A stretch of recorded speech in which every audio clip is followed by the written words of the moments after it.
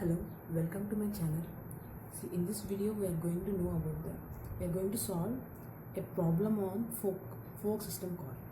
So this is the problem given in the previous GATE question paper, the GATE CS paper 2005 paper.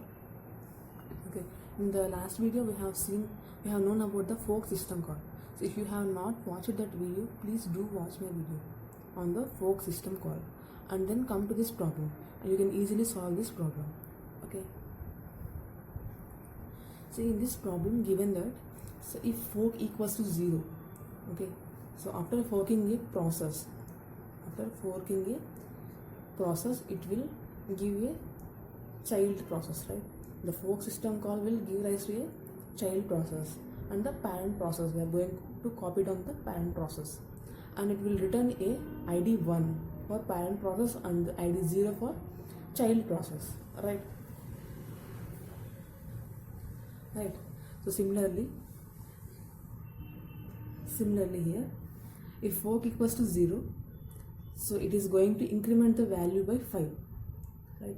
And it is going to print the value of a and then address of a, or else means if the fork value is 1, so for that a equals to a minus 5, that means it is going to decrement the a value by 5 and it is going to print the value of a and the address of a. So this is a given problem.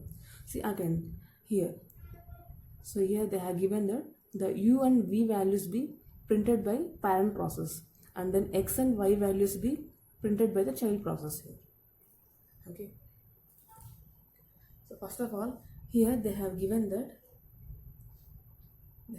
variable a. Okay, suppose we are taking the variable a as 10 and the address of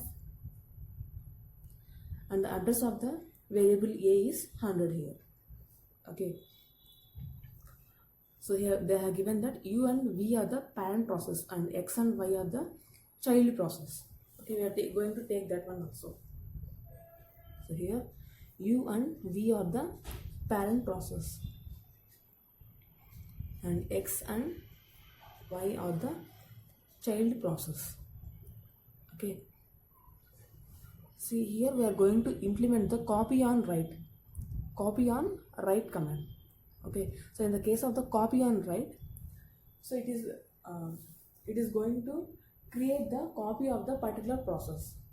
See, what is the difference between the forking and copy on write means, if suppose you are using the fork system call, if you are going to use the fork system call, it is going to work very slow and it is a waste of the RAM, right? Each and every time using the fork system call will be it will become slow. So that's why we are using the copy on write. So it is also a part of fork system call. Okay, so in this we are going to, the copy on write command, so suppose there is a process P here and it is going to create another process. Okay, it is going to create another process here and we are going to copy the entire content, that is the entire data structure of the particular process P, to the child also. So here it is a copy of the parent process P. Okay, so the copy on write is also a part of the fork system calls. Okay, so here we are going to copy the content of the parent process to the child, that is to the copy of the parent process. Okay,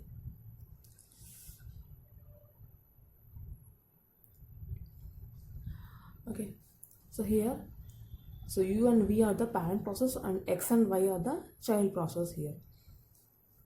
So here they have given that if fork value, so we are going to take this one, right? So here if fork equals to 0, so we are going to check the parent process first. So here the parent process id is, after forking the id is 1, right? So here the fork value is not equals to 0, so then it will execute the else part, that is a equals to a minus 5. Okay, what is the a value here? 10 minus 5. Okay, so 10 minus 5 is 5 only. So we are going to write that one in the here parent process. right? Here the parent process we are executing. So this is a parent and this is a child process. So after we are going to decrement the value by 5. Why means here the fork value is not equals to 1. That's why we are going to decrement the value by 5 and write it here. So 5. The next one. Okay. So next again we are going to check this process. If fork value equals to 0, then what will happen? The child, we are going to increment the value by 5. Okay. So here the fork value 0 means it is a child process. So we are going to write the value here. Child process, that is incrementing by 5, 15. It will give rise to 15. Okay. So like this we are going to copy the data. So what about the V and Y here? So here V and Y are the process present in the virtual address and this one is present in the physical address. Okay. Okay. So here if you see in the printf part they have given that A and address of A. So address of A means it resembles the virtual address, that is the secondary memory.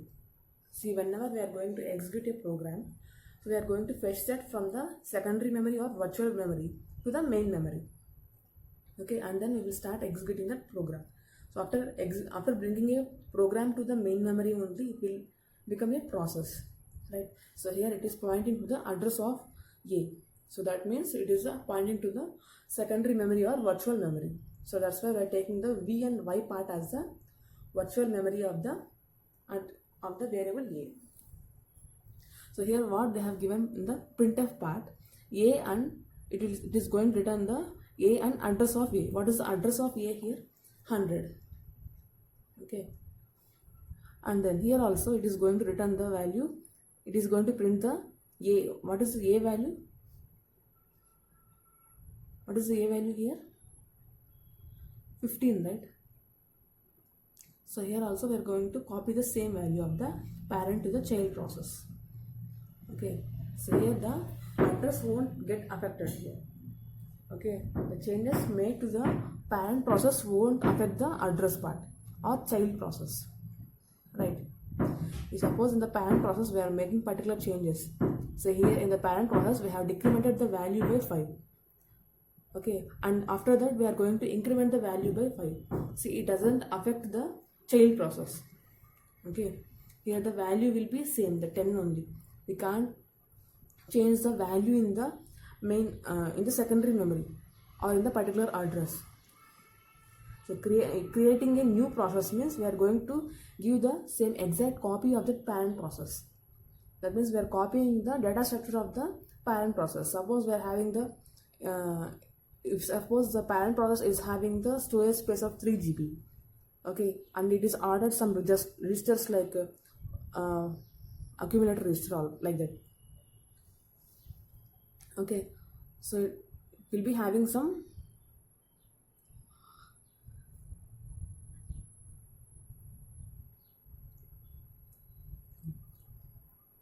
so here we are going to here the parent forking means it is going to create a new child process with the particular data structure. It is the data structure of process is code, data, register, stack and the storage space. So it is going to produce the same, it is going to allocate the same data structure to the child process. But whatever the modifications that we are doing for the child process won't get affected on the parent process. Okay, so that is we are using this copy on write command. Okay, it is a part of the fork system call. And whatever the modifications we are doing on the child process won't affect the parent process. Okay, so here we have decremented the value by 5. Okay, for the parent process, right? First we are executing this parent process since the fork value is not equal to 0. So first of all we are executing the parent process, that is 1. So after that we are going to decrement the A value by 5. Okay, again for the child process child process we are going to increment the value by 5, 15, and we are not taking the previous value that for the parent, that is the 5. We are going to apply the increment operation, so based on the variable in the main address only. Okay, and here the V and Y. So V means here the address of A. We are going to copy the address of A here, that is 100, which is present in the virtual memory. and the same address is copied back to the child process also, that is 100. Okay, so now we will check the options for this particular one. So u equals to x plus 10. Okay, u is equals to x plus 10. So is it possible or not? So u is equal to x plus 10. Not right. So we'll check the options here. So first one is u equals to x plus 10. So u 5 is equals to x plus 10. So it is not possible, right? So 5 is equals to 15 plus 10, not possible. So next one, u equals to x plus 10. This one also same thing. And the next one is u plus 10 equals to x, right? So u value is 5 plus 10 equals to x, that is 15. So this option is correct. And we will check the second one, v equals to y, right only, right? So the address of the variable won't change. After running this program, the address of the variable won't change. Okay, only the content in the particular address will change after executing any program. So it will remain same here, v equals to y. So this is the answer of this particular question. Okay, and if you thanks for watching my video, please do like, share and subscribe to my channel. Thank you.